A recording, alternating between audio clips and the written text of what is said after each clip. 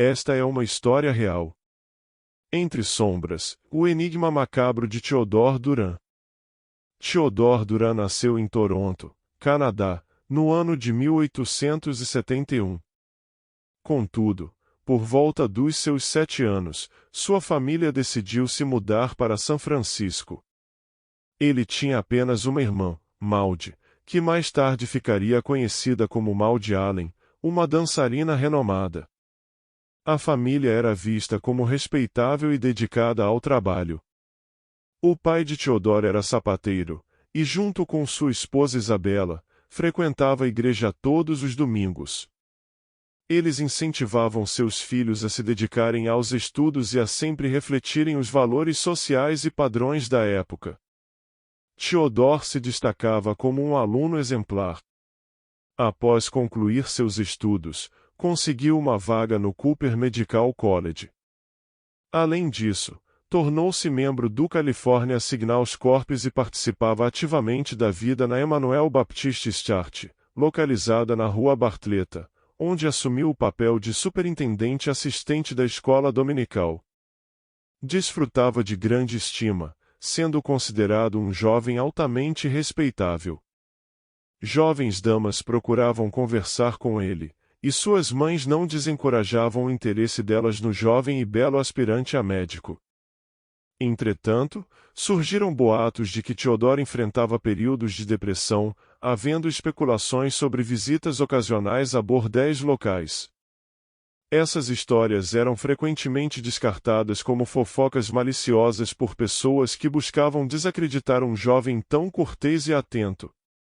Uma das jovens damas que mantinha amizade com Theodore era Blanche Lamont, uma professora de 21 anos. Originária de Eclair, Montana, ela se mudou para São Francisco em busca de ampliar sua educação. Blanche e sua irmã mais nova, Maud, residiam na Rua 21, número 209, com seus tios. Blanche era uma presença constante na Emmanuel Baptist Church e logo se tornou uma membra popular da congregação, destacando-se por sua natureza agradável e encantadora, sendo frequentemente vistos conversando após os serviços na igreja todos os domingos. Na manhã de quarta-feira, 3 de abril de 1895, as coisas transcorriam como de costume. Miss Lamont, no caminho para a escola onde recebia formação como professora, cruzou com Mr. Theodore Durand na Rua 21. Os dois caminharam juntos por um trecho, trocaram despedidas cordiais e seguiram rumos distintos. À tarde, depois de suas aulas de culinária em outra escola, Miss Lamont geralmente retornava de bonde. No entanto, naquele dia, encontrou Theodore esperando por ela. A satisfação era visível em seu rosto ao vê-lo. Conversaram brevemente antes da chegada de um bonde, sentaram-se e continuaram a conversa. Desembarcaram na Rua 21 e caminharam em direção à Igreja Batista Emmanuel. Naquela noite, Mr. Snobble, tia de Blanche, começou a ficar preocupada com o não retorno de sua sobrinha, algo incomum. Ela presumiu que Blanche poderia ter ido visitar uma amiga, mas ao saber que Blanche normalmente participava da reunião de oração noturna, dirigiu-se à igreja para procurá-la. Para surpresa de Mr. Snobble, Blanche não estava lá. Quando Theodore indagou sobre o paradeiro de Miss Lamont, Mr. Snobble explicou que sua sobrinha não podia comparecer. Theodore mencionou que a tinha visto naquela tarde e prometeu ligar para casa mais tarde, pois tinha um livro para entregar a ela. 2 dias se passaram, e Blanche Lamont ainda não havia retornado, levando Mr. Snobble a relatar o desaparecimento à polícia. Enquanto a polícia investigava, Mr. Snobble recebeu um pacote contendo os anéis de sua sobrinha, uma situação estranha que a deixou se perguntando quem poderia ter enviado aquilo. Quando Theodore Durand encontrou novamente Mr. Snobble, expressou temor de que Blanche tivesse se perdido. Ao ser questionado sobre o significado disso, Theodore sugeriu que acreditava que Blanche havia abandonado sua vida virtuosa e se tornado uma prostituta. Embora Mr. Snobble achasse isso altamente improvável, sua preocupação com a sobrinha aumentava. Na Sexta-feira Santa, 12 de abril de 1895, uma jovem de 21 anos chamada Minnie Flora Williams saiu de sua pensão para participar de uma reunião da igreja na casa de um ancião chamado Dr. de Avogel, um dentista. A reunião estava programada para começar às 7h30, mas Minnie nunca apareceu. Às 21h30, Theodore Durand, secretário da sociedade, chegou.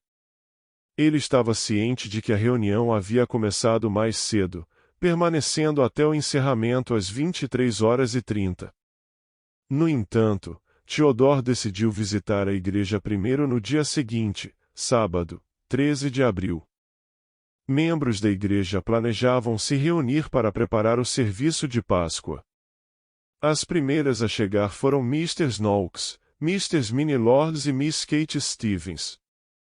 Depois de uma breve conversa, dirigiram-se a um pequeno armário na biblioteca da igreja. Ao abri-lo, foram confrontados com o corpo mutilado de uma jovem mulher. A polícia foi contatada e o corpo foi identificado como sendo de Miss Minnie Williams, uma membra regular da congregação. A descoberta ocorreu apenas 10 dias após o desaparecimento de Blanche Lamont, levando a polícia a acreditar que os dois eventos estavam conectados. A igreja e os terrenos foram revistados, mas nada de anormal foi encontrado. No entanto, a polícia esqueceu de verificar o campanário, sendo lembrada disso posteriormente.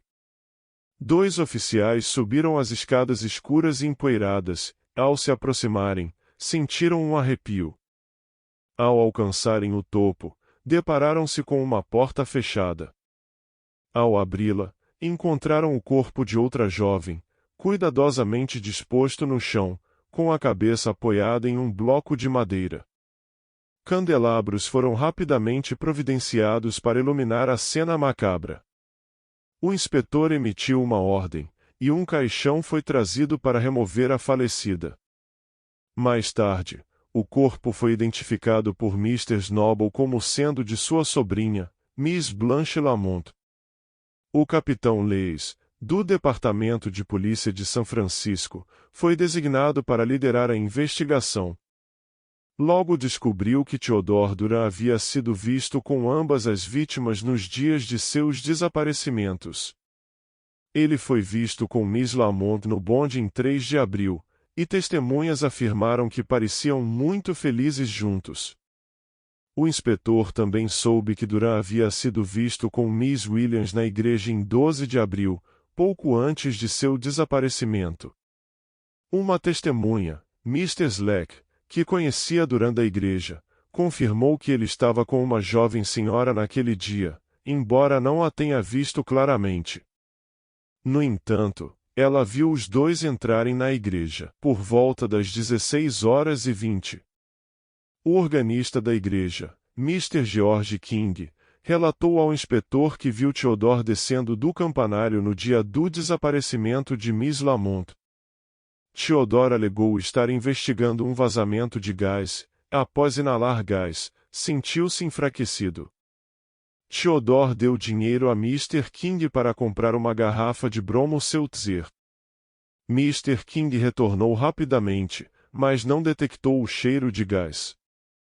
Quando deixaram a igreja, Theodore estava um pouco recuperado, embora ainda se queixasse dos efeitos da experiência.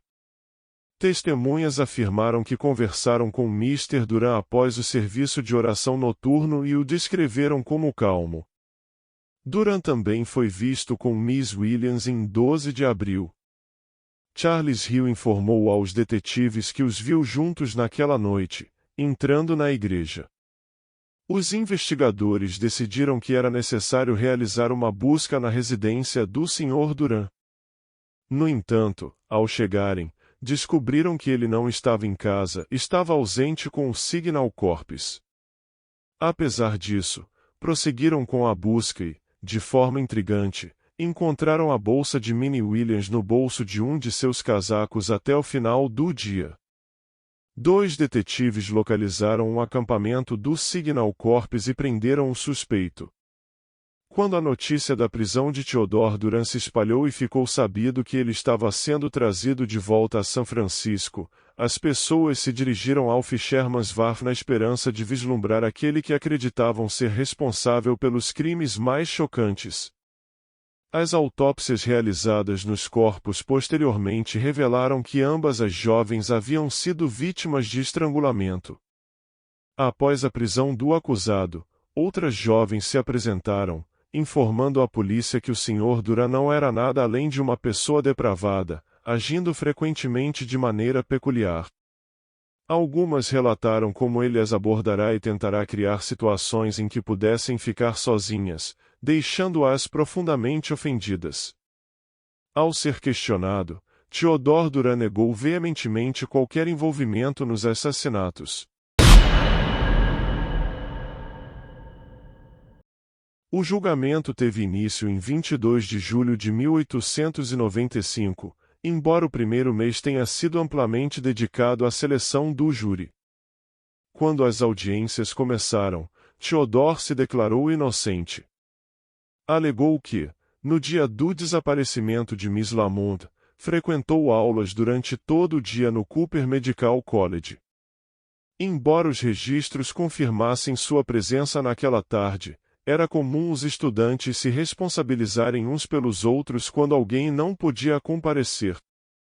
No entanto, não havia ninguém que afirmasse categoricamente que Theodore estava presente durante todo o dia. Apesar disso, parecia que a imprensa e os cidadãos de São Francisco já o haviam considerado culpado. Algumas jovens permaneceram firmes em sua convicção da inocência de Duran, aguardando diariamente do lado de fora do tribunal para expressar palavras de simpatia. No tribunal, várias testemunhas afirmaram ter visto Duran e Miss Lamont no dia do desaparecimento, incluindo colegas de classe da falecida. No entanto, a defesa argumentou que Duran era um frequentador regular da igreja e que não era incomum vê-lo lá nos momentos mencionados pelas testemunhas. Um dono de uma casa de penhores chamado Adolf Oppenheimer disse ao tribunal que o réu era um cavalheiro que tentará vender alguns anéis a ele, identificando os anéis como pertencentes a Miss Blanche Lamont. Witnesses also só Mr. Theodore Argin outside. A discussão teve lugar na igreja entre Theodore Duran e Minnie Williams. O confronto chamou a atenção de um transeunte chamado Sr. Odkins, que decidiu intervir. Ele testemunhou que o comportamento de Duran não correspondia ao de um cavalheiro. Embora o casal eventualmente tenha se acalmado e entrado na igreja juntos, a defesa argumentou que Minnie Williams era conhecida por ser frequentemente histérica. Outras testemunhas relataram que Williams agiu de maneira estranha após o desaparecimento de Blanche Lamont, expressando temores de que algo ruim tivesse acontecido devido ao seu conhecimento. A acusação sustentou que Blanche Lamont foi assassinada na biblioteca da igreja, e seu corpo foi posteriormente arrastado até o campanário. Essa conclusão foi baseada na descoberta de cabelos de Lamont nos degraus que levavam ao local do crime. A defesa contestou vigorosamente essa ideia, alegando que seria impossível para Duran carregar a vítima até o campanário. Eles também ressaltaram que outras pessoas tinham acesso à igreja e passavam longos períodos lá. A defesa levantou a possibilidade de vários suspeitos não investigados adequadamente e destacou a brutalidade do assassinato de Minnie Williams, que foi esfaqueada várias vezes. No entanto, não foram encontradas manchas de sangue nas roupas de Duran, e não havia evidências de que ele se livrara delas. À medida que o julgamento avançava, uma companhia teatral de São Francisco lançou uma peça inspirada no caso, mesmo com a proibição de produção durante o andamento do julgamento. Isso levou à prisão do produtor, Sr. W. R. Daly, por desacato ao tribunal. Mais de 50 testemunhas testemunharam a favor da acusação, e em 24 de setembro, o julgamento chegou ao fim, com o júri levando apenas 5 minutos para considerar Duran culpado. O juiz o sentenciou à morte, apesar dos esforços da defesa para apelar, que foram negados.